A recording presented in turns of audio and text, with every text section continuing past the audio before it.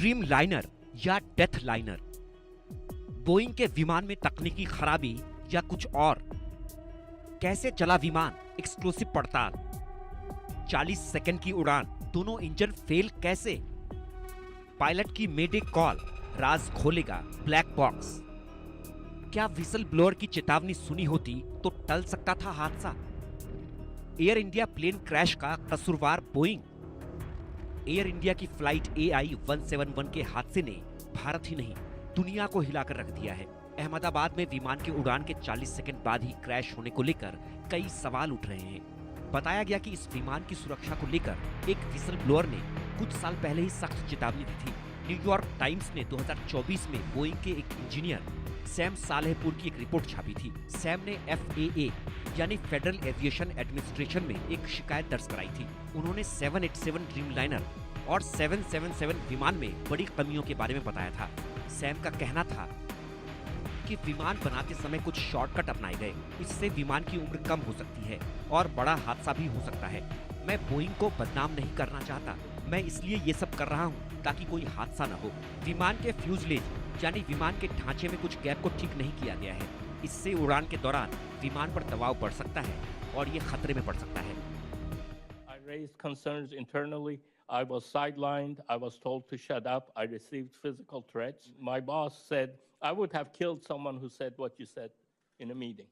And then this is not a safety culture when you get threatened by bringing issues of safety concerns. Sam की चिंता को अनदेखा नहीं किया जा सकता था, इसलिए FAA और बोइंग ने ड्रीमलाइनर की डिलीवरी रोक दी थी। लगभग 2 साल तक उन्होंने इसी समस्या की जांच की थी, लेकिन छोटे छोटे गैप को ठीक नहीं किया गया।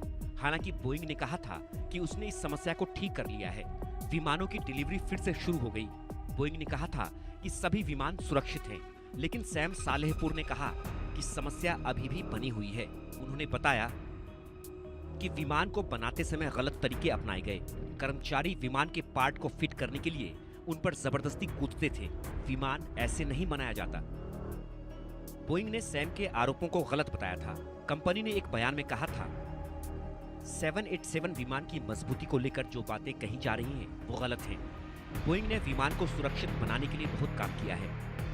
खैर, इस बात को नजरअंदाज करना कितना भारी पड़ रहा है ये तो अब सब जान ही गए हैं। इतना ही नहीं, एयर इंडिया विमान के एक यात्री आकाश वत्स ने हादसे के बाद बहुत बड़ा दावा किया और वीडियो जारी कर कहा कि प्लेन में खामियां थीं। प्लेन के टेक ऑफ से पहले पैसेंजर ने अंदर की तस्वीरें भी दिखाई थी। इसी प्लेन से वो दिल्ली से 2 घंटे पहले अहमदाबाद पहुंचे थे। आकाश वत्स ने तस्वीरें दिखाकर कुछ गड़बड़ियों की तरफ इशारा भी किया, लेकिन बहुत देर हो चुकी थी। ये विमान हादसे का शिकार हो चुका था, लोगों की जानें जा चुकी थी। जब मैं बैठा था, बैठने वो इश्यू नहीं लगा। जब मैंने वीडियो रिकॉर्ड करी, मैंने बाद में देखा तो मैं जिस चीज को क्लैरिफाई करना चाहता हूँ, बीइंग ए पैसेंजर, मुझे थोड़ा सा लगा कि कुछ थोड़ा अनयूजुअल मुझे लगा बाहर फ्लैप्स को देखकर, जो कि वीडियो में एक्सपर्ट्स बता पाएंगे कि वो अनयूजुअल था नहीं था, वट एवर इट इज। तो एक चीज तो मैं ये क्लैरिफाई करना चाहता हूँ आपके माध्यम से कि मैंने अपना ओपिनियन दिया है। मैंने ये नहीं बोला कि जो मैं बात बता रहा हूँ ये वो वैलिड पॉइंट्स है जिनसे कि प्लेन क्रैश हुआ होगा। I never said that. घूम फिर कर सवाल फिर वही कि उड़ान के 40 सेकंड बाद ही विमान अचानक नीचे कैसे आने लगा। 3505 मीटर का रनवे था। इसके बाद विमान 3.2 किलोमीटर ही उड़ सका और BJMC कॉलेज के पास क्रैश हो गया। विमान में 2 इंजन थे। क्या दोनों खराब हो गए? क्या विमान में तकनीकी खराबी थी? क्या कोई सॉफ्टवेयर खराबी थी? पायलट की मेडे कॉल भी आई, लेकिन जब तक उसका रिप्लाई दिया जाता तब तक विमान आग का गोला बन चुका था। अब विमान का DVR मिल गया है।